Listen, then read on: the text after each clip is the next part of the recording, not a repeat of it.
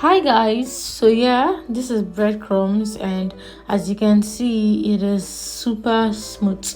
So it is very easy to make, and I made it very simple. So the last breadcrumbs I did, I made it with what's it called, toaster, and most people might not have toaster at home. Most people might have, but there might be no light for them to use the toaster in making the breadcrumbs. So I decided to make this with gas, so you can see that you can also make it with gas. So in case you're just sitting down and saying you can't do it because there's no toaster, or you can't do it because there's no light, so this video is to show you that you can actually do it whether light or no light, or whether toaster or no toaster. So yeah, you get your pan, you put your pan on fire. You can either use pan or you can use pot, any of the above. So you put it on fire, and then once the pan is hot, you add your bread to the pan. So you're not adding any oil, you're not adding any butter, you're not adding anything to the bread or to the pan. You're just putting the bread like that straight on the pan. So you allow it dry, you allow the bread dry on the pan, you allow it dry very well, so that it will be easy for you to grind in case you don't have blender.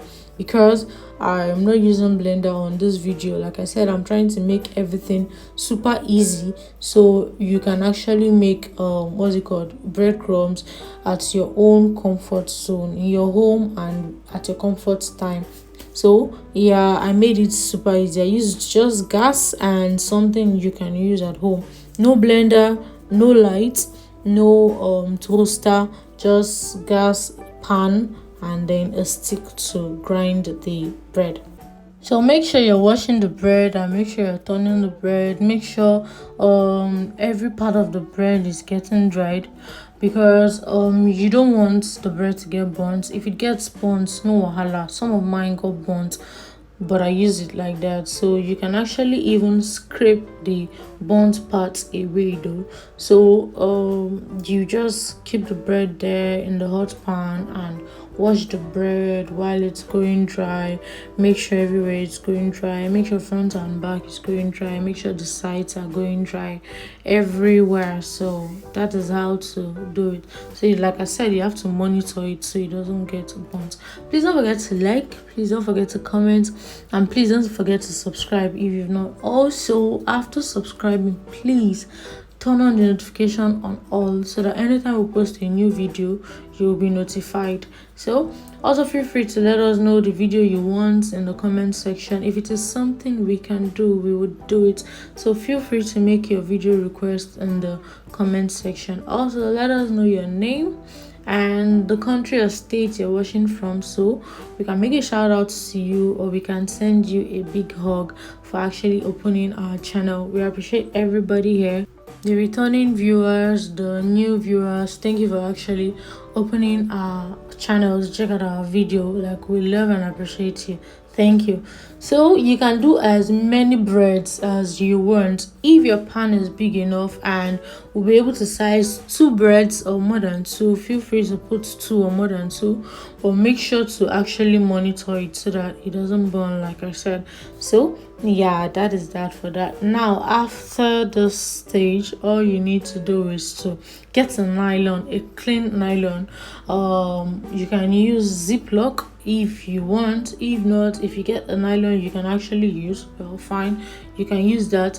And then you add the bread or the breads to the nylon. I used Ziploc, so yeah, as you can see, I used Ziploc. So you can add all the breads to the Ziploc like I did, and then you get a stick or a roller, or maybe even if it's Gary stick or anything you want to get that you know you'll be able to use on the bread, because we are going to be, should I say, pounding or heating or grinding the bread inside the nylon or inside the Ziploc, so that everything can actually we can actually pieces everything and it can actually turn to breadcrumbs. So yeah, breadcrumbs is actually this simple and this easy, yet it is expensive in the market. So yeah, it is this simple, it is this easy. So let us know the one that is easy, you find easy. This one or the first one I did, or the first one I did, I used toaster, and all I had to do was just to put the bread there in the toasting machine, and once it was dried enough, I removed it, then I pounded it. So this one I used gas, and I used I immediately removed it the same way, just different way of getting the bread dried. So let us know the method you like or the method you prefer. So I didn't use blender for any of them so that there will be no excuse. I don't have blender at home, that's why I couldn't make mine. So I made it very easy. I showed you the easy things you can use, easy things you can actually find in your house to use. So yeah, let us know what you think in the comment section. After this video, will you still go outside to buy breadcrumbs, or will you start making your breadcrumbs yourself at home? Let us know that much also in the comment section. So yeah, after everything, the last part is to remove the smooth part from the shafts. So that is the last part. So you remove your breadcrumbs from the bread, actually, if I should put it like that, because we didn't use blender, so it's not actually possible you grind everything smoothly. But if you can grind everything smoothly, no wahala. But I couldn't get everything smooth, so now I had to remove the smooth part from the hard part.